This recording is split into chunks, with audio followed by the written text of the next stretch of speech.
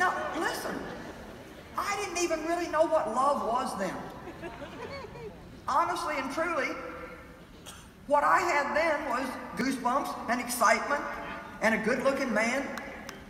But now I know the price of loving somebody for 50 years and not giving up, even though there were many times when I wanted to give up, not doing it. And let me tell you something. The end of a thing is so much better than the beginning. The Bible says that. The end of a thing is so much better than the beginning. Don't give up on stuff.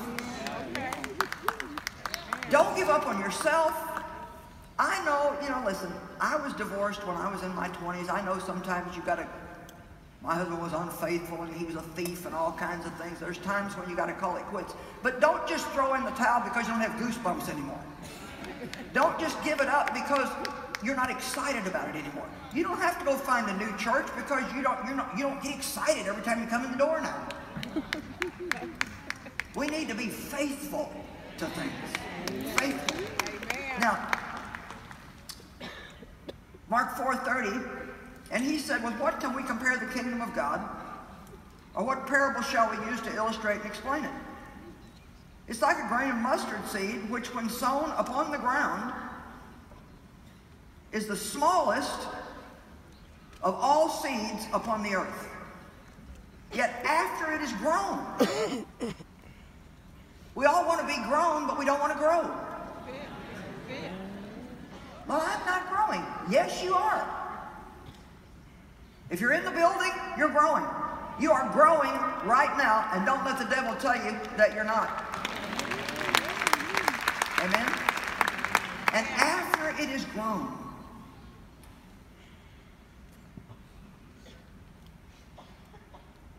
it becomes the greatest of all the garden herbs and puts out large branches so that the birds of the air are able to make nests and dwell in the shade. Things are changing all the time in our lives, and I think one of the most important things for people to do is just not to give up. Just not to quit and don't give up. Don't give up on people. Don't give up on the other people in your life. Don't ever look at somebody, no matter how big of a mess they are, and say you're never going to change. Don't ever do that. My son right now that runs our world missions, and my gosh, he's been so vital. I mean, we have mission works all over the world, and every one of them he's had his hands into and been involved in starting.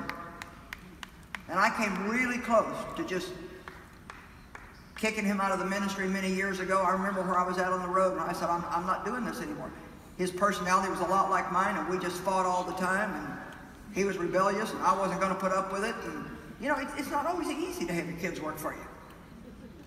And I was ready to call it quits. And I still remember so clearly God said to me, don't give up on David. Maybe there's somebody in your life right now that you're just thinking about giving up on. And maybe God just sent you here today just to hear me say, don't give up. Don't give up on them. And you know what? Even if you got to get away from somebody, you still don't have to give up on them. You can still believe that God can work in their life and God can change them.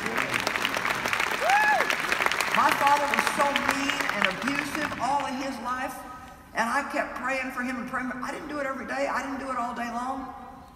But I would always come back to asking God to save him, asking God to save him. He was 80 years old when he finally gave his heart to the Lord. He only had 3 years with Jesus, but you know what? I'm so glad that I never gave up on him.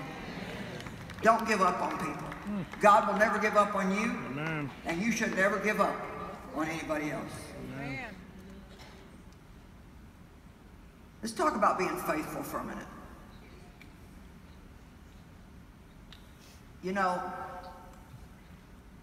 One of the questions that I get asked all the time is, well, what's next for Joyce Meyer Ministries? And sometimes the question kind of pressures me. Because when you've been doing it this long, there's not always a next. What's your vision now?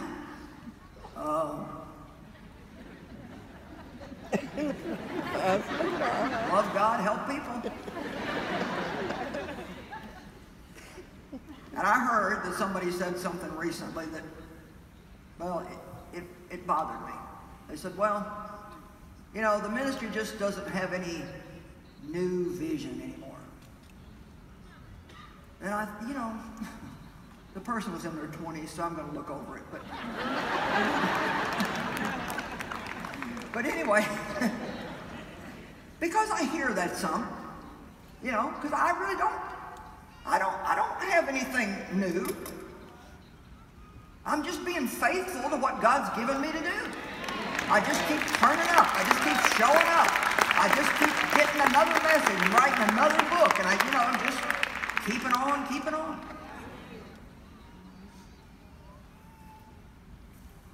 And so I went to God with it because I thought, you know, maybe I have lost my edge. maybe you need to get me stirred up again. Now, we constantly have new vision within our vision. You know, we're always looking for new ways to get the word to people.